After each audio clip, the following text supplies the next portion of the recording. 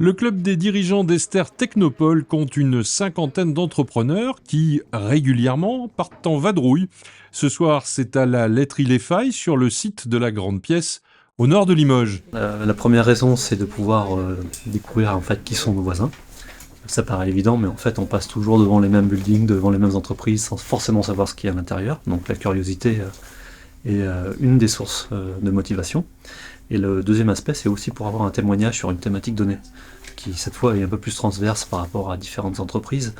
On a eu des témoignages sur les problèmes de cybercriminalité, donc chaque chef d'entreprise peut avoir un éclairage sur une thématique qui s'applique à toutes les entreprises.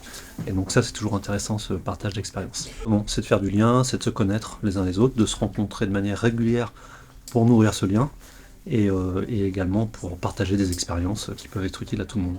Faire du lien, c'est aussi parfois faire des affaires. Et ce qui se fait sur Esther au niveau du club des dirigeants d'Esther est extrêmement connecté à tout l'écosystème et les autres réseaux. Il y a beaucoup de contacts, on est sur un petit territoire dynamique mais rural, globalement le Limousin, et bon nombre de dirigeants ont plusieurs casquettes. Si je prends le PDG du groupe, de Safran Nexon, il est aussi président, par exemple, de notre école d'ingénieurs l'ENSIL, par exemple. On a été visiter Orano également l'année dernière. On fait Weston. Enfin, on a aussi un programme 2026 extrêmement dense. Site de production agroalimentaire, la visite de personnes extérieures est très encadrée et fléchée.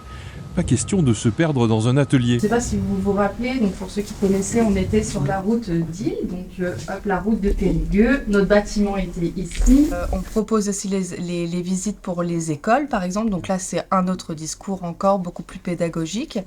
Et puis pour les entreprises, tout ce qui est institutionnel, association. Et donc là, en effet, on explique un peu plus aussi le business, l'entreprise, le développement dans l'entreprise, mais c'est quand même à peu près la même chose qu'on explique. Si la communication de la laiterie est parfois potache, toutes les infos données pendant la visite sont sérieuses. Le cognac et le pinot ne sont pas inconnus de la coopérative. Parce que oui, historiquement, dans la coopérative laitière, ils ont un vignoble, donc ça nous permet d'avoir du cognac et du pinot. Ça nous permet de sortir un peu la tête du guidon et de voir autre chose. Donc c'est toujours un moment de rencontre, de partage, puis de découverte. Donc moi, ce soir-là, je découvre comment se produit en Limousin, du fromage blanc par exemple. Donc voilà, c'est l'idée. J'ai l'impression de m'entendre, la qualité avant tout, avant la quantité, et elle est passionnante. Bien sûr, le message le plus important... Si les gens doivent retenir une seule chose, c'est qu'on fait le meilleur fromage blanc du monde entier. Et puis après tout, la gourmandise n'est pas un défaut.